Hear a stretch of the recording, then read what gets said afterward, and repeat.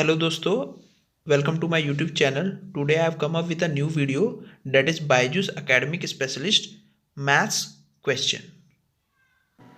Because you have already asked me for this video. Many of you have posted comments on my video that please upload maths questions regarding the academic specialist interview. So this video is for you all only. Watch this video till end and you will be able to know all the questions which I have covered in this particular video, which might help you in your interview process. So let's begin with the video. So first of all, here the general topics are being covered, which you are will be going to asked by the interviewer. यानी जो questions जो basically आपको mail भी किया जाता है कि इन particular topic से ही आपको क्वेश्चन आंसर किए जाएंगे, तो वो जो टॉपिक्स है वो आपके सामने जैसा कि दिख रहा है: number system, algebra, geometry, trigonometry, coordinate geometry, mensuration, probability. These are the topics from where you will be asked the questions. तो चलिए फिर बात कर लेते हैं हम what are the questions, generally what were the questions which have been asked by some candidate from the interviewer. So first question is, how many rational number lies between root 2 and root 3? This is the basic question from number system, where you must know the definitions of rational number and irrational number. So as we all know that root 3 and root 2 are the irrational number, and there is a statement regarding this that between any two irrational number there are infinite rational numbers. So the answer would be infinite numbers. And in reverse, if you are asked about how many irrational number lies between root 2 and root 3, तो वहां पे भी जो answer होगा वो infinite ही होगा. ये भी एक स्टेटमेंट के द्वारा ही प्रूव किया है. जैसा कि आपको पता है root 2 and root 3 irrational number, because यहाँ पे जो रूट 2 की वैल्यू होती है वो 1.414 होती है, and that is non terminating and non ending. Same root 3 की वैल्यू जो है 1.732 होती है, then that goes on, and that is non-terminating and non-repeating. So these makes them a irrational number. So I hope कि आपको ये question समझ में आया हो. तो चलिए हम अगले क्वेश्चन पे मूव करते हैं. तो नेक्स्ट क्वेश्चन है कि how many number of diagonals does a hexagonal have. So to calculate the number of diagonals of any polygon, there is a very generic formula, or you can see there is a general formula, that is n into n minus 3 by 2, where n is nothing but the sides of that particular polygon. So here we have asked about hexagonal. So a hexagonal consists of 6 sides. So when you put the value of 6 in place of n, then you will be getting the number of diagonals present in hexagonal, and that is absolutely 9. So let's move to the next question. What is the next? That is, what is the formula for centroid for a triangle? ये basically जो question है वो coordinate geometry से दिया गया है, जहाँ पे एक ट्रायंगल के डिफरेंट कोऑर्डिनेट्स दिए होते हैं, वहाँ पे हमें सेंट्रॉइड पूछा जाता है. तो उसके लिए जो फॉर्मूला है, जैसा कि आप स्क्रीन पे देख पा रहे हैं, that is x1 plus x2 plus x3 divided by 3 and y1 plus y2 plus y3 divided by 3. By using this formula, you will be getting the coordinates of the centroid, and that is only known as the centroid of that triangle. Let's move to the next. Now the question is, what is the empirical relationship between mean, mode and median? देखिए यहाँ पे जो empirical relation पूछा गया है mean, mode and median में, ये जो फॉर्मूला आप स्क्रीन पे देख रहे हैं, ये फॉर्मूला बेसिकली ऐसा नहीं है कि डायरेक्टली लिखा गया है. ये फॉर्मूला हमारा जो बेसिक रिलेशन होता है मीन, मोड एंड मीडियन में, जैसा कि आपको पता है mode is equal to 3 median minus 2 mean, वहीं से डिराइव किया गया है इस पर्टिकुलर फॉर्मूला को, और इसी फॉर्मूला का नाम होता है इंपेरिकल रिलेशनशिप, या बोल सकते हैं आप empirical formula between mean, mode and median. So इस तरह से आप आंसर कर सकते हैं in your interview. Now what is circumcenter? See from the diagram आपको प्रॉपर क्लियर हो चुका होगा कि what is circumcenter, लेकिन फिर भी आपको एक प्रॉपर डेफिनेशन वहां पे बताना होगा इंटरव्यू में. तो आपको क्या कहना है कि a point at which the perpendicular bisector of the sides of the triangle, यानी साइड्स ऑफ द ट्राइंगल के जो परपेंडिकुलर बाइसेक्टर होते हैं वो आपस में इंटरसेक्ट करते हैं. जिस पर्टिकुलर पॉइंट पे ध्यान रखने वाली ये बात है and that is equi distance, और वो जो पॉइंट है वो तीनों वर्टिसेस, ट्राइंगल के तीनों वर्टिसेस से इक्वल डिस्टेंस पे हो, तो उसको हम सर्कम सेंटर बोलते हैं। आई होप आपको ये सर्कम सेंटर समझ में आया हो। Now what are different forms of quadratic equation. देखिए क्वाड्रेटिक इक्वेशन हम सबने पढ़ा है फ्रॉम द बेसिक ओनली, लेकिन क्वाड्रेटिक इक्वेशन को रिप्रेजेंट करने के बहुत सारे फॉर्म्स अवेलेबल होते हैं, और उन्हीं फॉर्म्स के डिफरेंट वेरिएबल्स आप यहाँ पे देख सकते हैं, जैसा कि पहला है standard form, factored form, vertex form. और ये तीनों फॉर्म आपको दिख रहे हैं। स्टैंडर्ड फॉर्म को हम किस तरह लिखते हैं, फैक्टर्ड फॉर्म को फैक्टराइज करके लिखते हैं, वर्टेक्स फॉर्म जो कोऑर्डिनेट्स में यूज किए जाते हैं। Let's move to the next question. Now this is from the mensuration topic, that is which solid shape is formed on rotating all the dimension of a right angle triangle। इस question को आप assume करके भी समझ सकते हैं।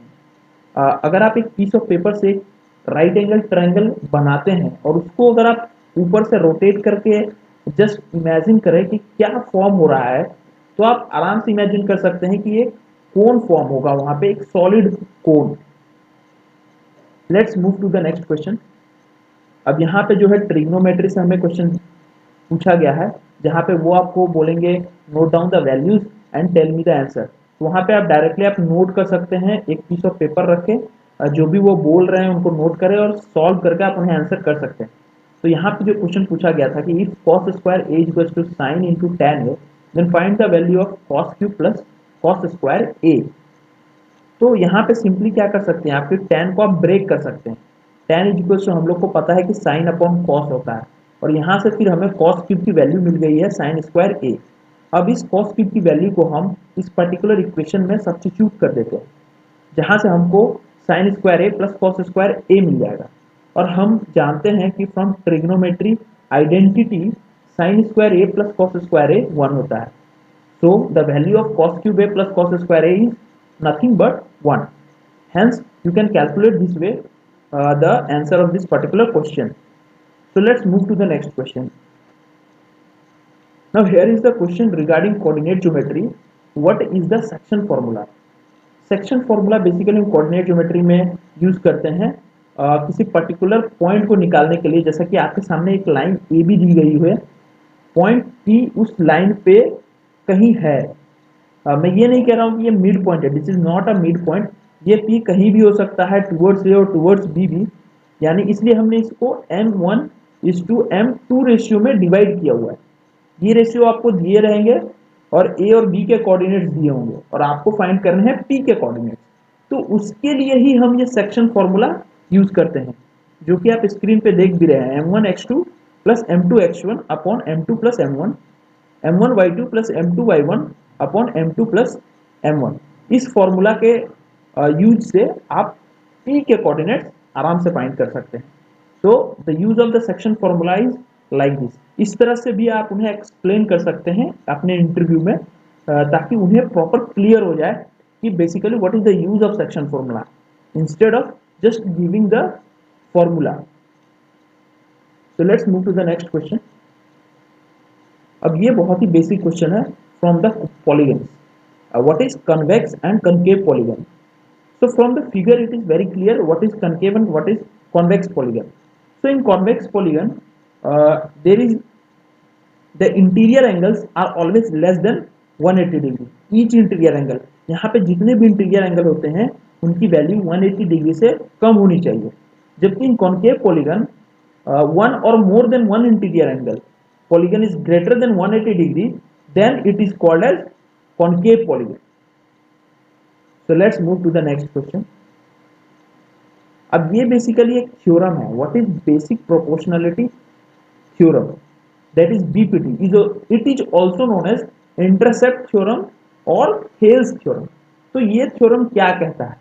तो ये according to this theorem, if a line is parallel to the side of triangle such as D is parallel to BC, which intersects the other sides into two distinct points. Other sides is being intersected by D and E, that is AB and AC are intersected by D and E. Then they line divides those sides into proportion. अगर ऐसा होता है तो ये एक proportion में divide करते हैं, जैसा कि आप देख सकते हैं AD upon BD is equal to AE upon EC। ये बहुत ही बेसिक प्रोपोर्शनलिटी थ्योरम होता है जिसके तहत हम ये कंक्लूड करते हैं at last of this theorem. तो आगे बढ़ते हैं हम अगले क्वेश्चन पे। अब यहाँ पे देखिए, जैसा कि हमने स्टार्टिंग क्वेश्चन देखा था कि what is an irrational number, तो वही क्वेश्चन आपको मे बी वो घुमा के भी पूछ सकते हैं कि why root two is an irrational number. तो for this you have to be very confident and आपको एक प्रॉपर आंसर देना है कि इरेशनल नंबर की डेफिनेशन क्या होती है। जस्ट आपको रिकॉल कर लेना है। इरेशनल नंबर वो नंबर्स होते हैं जो non terminating and non repeating होते हैं। तो वहां से आप इजीली आंसर कर सकते हैं कि why root two is an irrational number. Let's move to the next question. What is the distance formula. अब ये डिस्टेंस फॉर्मूला हम कोऑर्डिनेट में ही यूज करते हैं बिटवीन एनी टू कोऑर्डिनेट्स। अगर हमको डिस्टेंस फाइंड करना हो तो कैसे फाइंड करेंगे, तो उसके लिए ये फॉर्मूला यूज किया जाता है जो कि होता है under root x2 minus x1 का whole square plus y2 minus y1 का होल स्क्वायर। और ये x2 x1 और y2 y1 are coordinates of point A and B जहां पे हम डिस्टेंस फाइंड कर रहे हैं। आई होप आपको समझ में आ रही है चीजें। नेक्स्ट क्वेश्चन पे चलते हैं। If area of the triangle is zero what does it mean. यहां से आपको पूछा जा रहा है कि अगर ट्रायंगल की जो एरिया है वो उसको हम जीरो कर दें तो इसका मतलब क्या होता है। देखिए, अगर आप ट्रायंगल की एरिया को जीरो कर देते हैं यानी उसका ना तो कोई हाइट है ना कोई बेस है, it means the 3 points of the triangle does not form any triangle, they are lying in a straight line, means they are collinear, hence no triangle is formed. I hope आपको ये चीजें समझ में आ रही है। अगर आपको कोई क्वेश्चन में दिक्कत है तो आप वीडियो को दोबारा से भी बैक करके देख सकते हैं। आपको चीजें A to Z आपको प्रॉपर स्क्रीन पे दिख रही है, लिखी हुई है, आप इजी वे में इसे समझ सकते हैं। Not at all much difficult, level are moderate, 8 to 10 plus questions are being asked. Now tell me pi is a rational or irrational number. The question is this. Again हम वही घूम फिर के आ रहे हैं कि यहाँ पे हमको फिर से रैशनल और इरेशनल की डेफिनेशन क्लियर होनी चाहिए। Rational P by Q form, irrational P by Q form, ये चीजें आपको पहले से पता होगी। पी बाई क्यू फॉर्म में हम रिप्रेजेंट कर सकते हैं where Q is not equal to zero.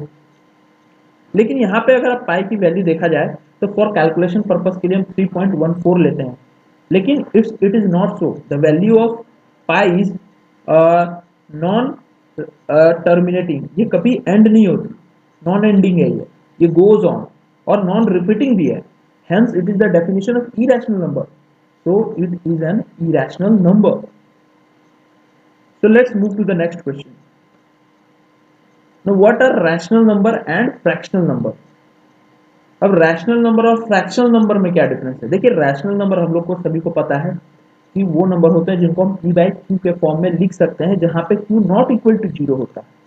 लेकिन ये जो p और q होते हैं वो इंटीजर्स होते हैं। इंटीजर्स का मतलब ये नेगेटिव भी हो सकते हैं, ये पॉजिटिव भी हो सकते हैं, लेकिन जीरो नहीं होने चाहिए। That's why q is not equal to zero.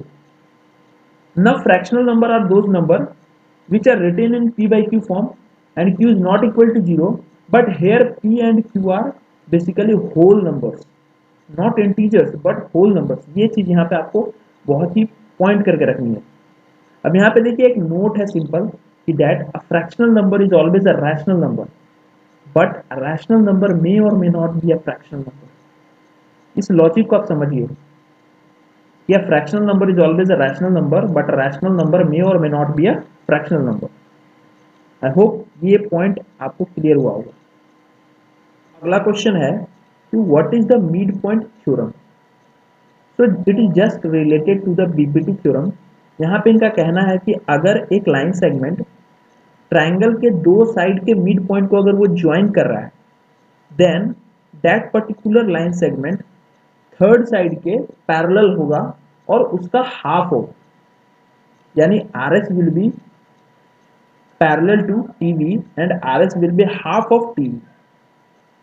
तो I hope mid point theorem आपको क्लियर हुआ होगा, इस वे में आप उन्हें समझा सकते हैं। Now what is the perimeter of a semi circle. देखिए, हमें सर्कल का तो पेरीमीटर पता होता है, दैट इज 2 पाई आर, जिसको हम सरकमफेरेंस भी बोलते हैं। उसी तरह अगर हम सेमी सर्कल की बात करें तो वो हो जाएगा pi R plus 2r। 2r is nothing but the diameter. Now let's move to the last question of this session and that is what is the total surface area of the cone. अब cone की अगर हम total surface area की बात कर लें तो वो होता है pi R L plus pi R square. Pi R square is nothing but the base area. तो इस तरह से आप इन क्वेश्चंस को स्टडी कर सकते हैं। 2 बार 3 बार आप अच्छे से क्वेश्चन को देख लें, समझ लें, और ये क्वेश्चंस मुझे लगता है कि आपके इंटरव्यू में बहुत ही हेल्पफुल होंगे। ये आपको एक प्रॉपर पहले से एक आइडिया दे सकते हैं कि हाँ इस टाइप के क्वेश्चन मुझसे पूछे जा सकते हैं। देखिए ये जो क्वेश्चंस मैंने आप तक पहुंचाया है ये बेसिकली कहीं ना कहीं किसी कैंडिडेट के इंटरव्यू में पूछा जा चुका है। उन्हीं क्वेश्चंस का मैंने एक प्रॉपर सम कर दिया है, टोटल एक ओवरऑल समरी कर दिया है कि इस तरह के क्वेश्चंस पूछे जा रहे हैं। तो आप इन क्वेश्चंस को एक बार गो थ्रू कर ले तो आपके लिए जो आगे का प्रोसीजर होगा वो थोड़ा आसान जरूर हो जाएगा। तो आई होप कि आपको ये वीडियो अच्छा लगा होगा। अगर बहुत अच्छा लगा तो इस वीडियो को लाइक करें, सब्सक्राइब करें। देखिए आपका एक लाइक एक सब्सक्राइब मेरे को मोटिवेट करेगा कि मैं और ऐसे वीडियोस लाता रहूँ। लिए ये वीडियो बहुत ही हेल्पफुल साबित हो तो please like, subscribe and share. Thank you.